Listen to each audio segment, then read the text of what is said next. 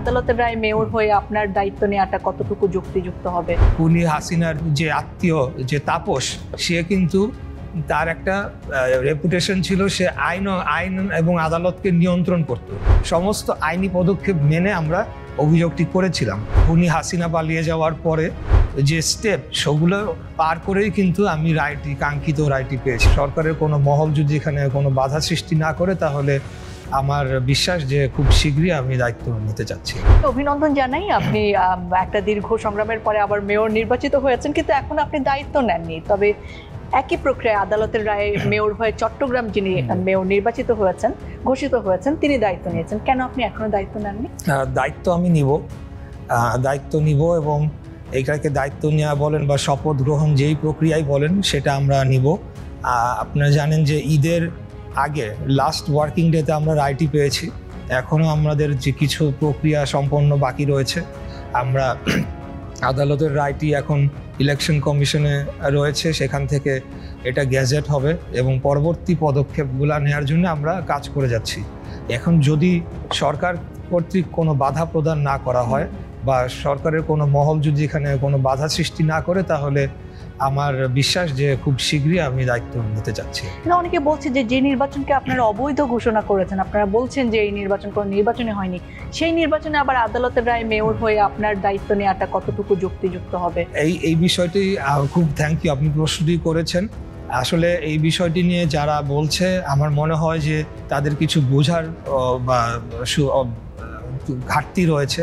তো আমরা যখন এখন যে রায়ের যে পূর্ণাঙ্গ সার্টিফাইড কপির জন্য অপেক্ষা করছি, এটা যখন আমরা পাবো, দেন আমরা আমাদের সমস্ত আইনজীবী যারা রয়েছেন তাদেরকে নিয়ে আমরা জাতির সামনে সংবাদ সম্মেলনের মাধ্যমে প্রত্যেকটি পয়েন্ট আমরা পুঙ্খানুপুঙ্খভাবে আমরা বিস্তারিত তুলে ধরব। আমরা নির্বাচন বাতিল চেয়ে মামলা করি নাই, আমরা নির্বাচনের ফলাফল বাতিল চেয়ে স্থানীয় সরকারের যে আইন রয়েছে 30 দিনের মধ্যে যে অভিযোগ দায়ের করতে হয়, সমস্ত আইনি পদক্ষেপ মেনে আমরা অভিযোগটি করেছিলাম। এবং স্থানীয় সরকার নির্বাচন আইনে বলা রয়েছে 6 মাসের মধ্যে এটা নিষ্পত্তি করতে হবে। অতএব 2020 সালের 1 ফেব্রুয়ারি নির্বাচন হওয়ার পরে সম্ভবত মার্চের 1 তারিখে আমরা মামলাটি করি এবং তখন কিন্তু সমস্ত মিডিয়াতে আমি এই ব্যাপারে তখনও কথা বলেছি।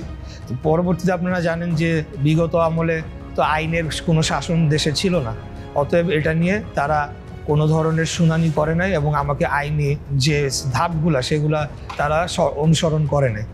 পরবর্তীতে আপনার খুনি হাসিনা পালিয়ে যাওয়ার পরে আমরা আইনি প্রক্রিয়া অনুসরণ করে সাক্ষী শুনানি এবং যুক্তিতর্ক সমস্ত যে স্টেপ, সেগুলো পার করেই কিন্তু আমি কাঙ্ক্ষিত রায়টি পেয়েছি। অতএব এখন কেউ হয়তো এটা প্রচার করার চেষ্টা করছে যে নির্বাচন অবৈধ বলছি আমরা নির্বাচন অবৈধ বলি নাই। আরেকটা পয়েন্ট মনে রাখবেন, আমার সাথে কিন্তু প্রার্থী ছিল 6 জন বা 7 জন। অন্যদের বিরুদ্ধে কিন্তু আমার অভিযোগ নেই। অভিযোগটা খুব স্পেসিফিক এবং কোন ধারায় আমরা মামলা করেছি, আমরা কি চেয়েছি এবং এটার একটা প্রিসিডেন্স রয়েছে। আপনি জানেন যে চট্টগ্রাম সিটি কর্পোরেশনে এই ধরনের একটা মামলার রায় রয়েছে, সেগুলো অনুসরণ করেই করা হয়েছে। এখানে আইনের বাইরে যাওয়ার কোনো সুযোগ নেই। 5 আগস্টের আগে এই মামলার কি অবস্থা ছিল? 5 আগস্টের আগে আমরা যখন মামলাটি দায়ের করার পর থেকে আপনারা জানেন যে খুনি হাসিনার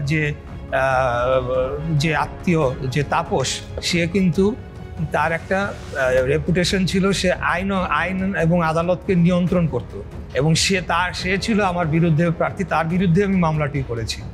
এবং ইলেকশন কমিশনের নুরুল হুদা, সে এটার বাদী। তো এখন তো আপনারা বুঝতেই পারেন তার তো এখানে পার্সোনাল ইন্টারেস্ট কাজ করেছে।